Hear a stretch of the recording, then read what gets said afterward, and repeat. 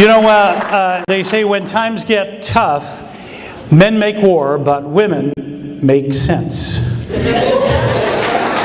And with that in mind, I'd like to share a little story with you called The Faithful Wives. Now, it was in the year 1140 in the south of Germany, in the province known as Bavaria, that the Duke of Bavaria decided to rebel against then King Conrad III.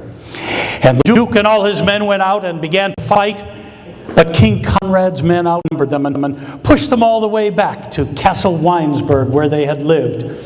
And there they held the castle in a siege.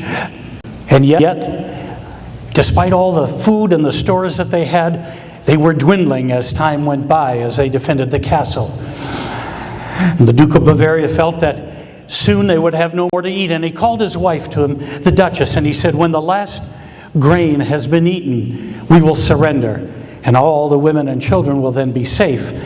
Well, the Duchess decided she did not want to be that safe, and she felt that she wanted to fight right alongside her husband to the last.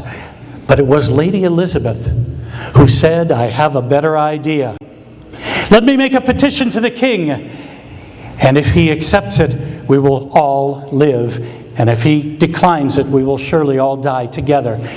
And so she made a petition, and this is what it said: "We, the sad and distraught wives of the conquered men, beseech you. We ask that we may be allowed to leave the castle with our children in hand and with only what we may carry on our backs."